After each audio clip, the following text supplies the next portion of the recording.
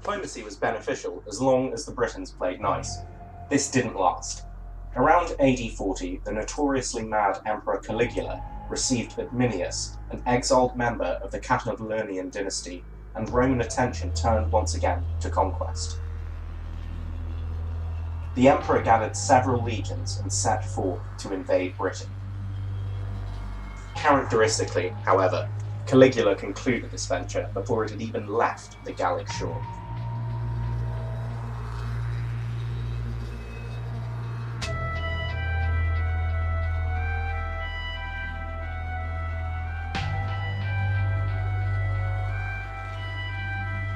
But this was still a crucial step. Augustus's age of peace and diplomacy with the tribes was long gone, and public attention in Rome was now drawn to Britain, where political upheaval escalated.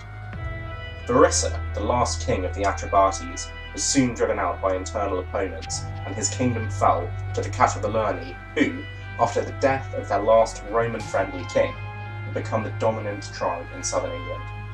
Split between the two brothers Caraticus and Togodumnus, this tribe now threatened the balance of power on the island.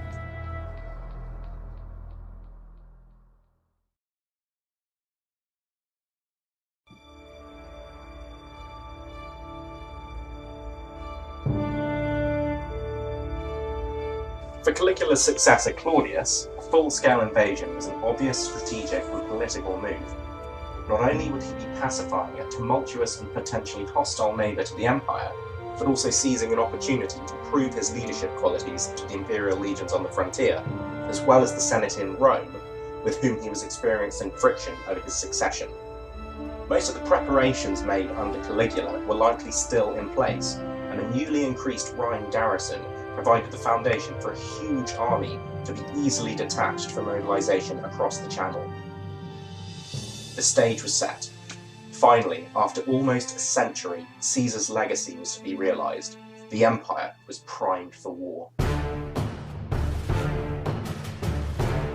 Aulus Plautius was appointed the commander of the force, which consisted of 4 legions of 5,000 men, accompanied by a similar number of auxiliary troops, bringing the total invasion army to about 40,000 men, almost twice the size of Caesar's largest invasion force. Standard legionary equipment had also changed since Caesar's day. The segmented cuirass was now a widespread style of body armour. More elaborate helmets were entering common use. Standard legionary shields were now rectangular, not ovular. However, weaponry largely stayed the same. Each legionary was equipped with 2 heavy javelins and a short standing sword. The infantry, while still constituting the lion's share of the army, was backed up by an assortment of artillery pieces, including catapults and ballistae. The auxiliaries were mostly cavalry and light infantry from the Empire's non-Italian provinces.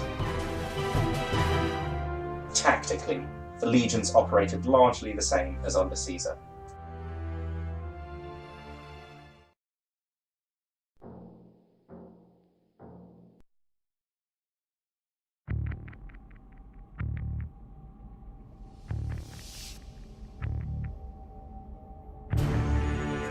In AD 43, Claudius's grand army was ready to cross the Channel, but feeling that they were being sent beyond the known world, refused to embark. The soldiers were eventually swayed by one of Claudius's former slaves, but by then it was nearing the end of the campaigning season. The invasion would have to be short, sharp, and decisive. Thankfully, there were no further setbacks, and the invasion quickly steamed ahead. The crossing was split into 3 divisions in order to render enemy opposition more difficult. The previous delays, however, had already led the Britons to disperse their forces on the coast, believing that the invasion had again been cancelled. One section landed near Richborough, another probably near Chichester. The landing place of the third is unknown, but it could have been a feint, landing at one of the 2 other points. In response, the Britons didn't assemble a single host, instead retreating into swamps and forests, hoping the Romans would exhaust their supplies as Caesar had. But they didn't.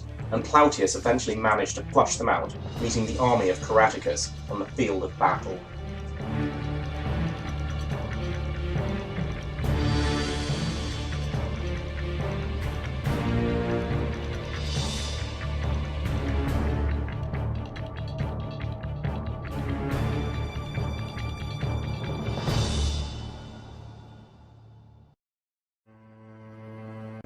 A path to victory was cleaved that day. Their army thrashed and their king disgraced, the Celts had been delivered a message of the blade and boot. Rome was back, and it was here to stay. Claudius followed up on this success, defeating Togodumnus soon later. The Catuvellauni, previously the dominant tribe in Britain, had been decisively laid low. Both their kings had been defeated, sending a shockwave of fear cascading across the land. And it didn't take long for this fear to become manifest. The Tebuni, a prominent tribe who were tributary to the Catuvellauni, capitulated to Rome. And it was clear in which way the wind was blowing.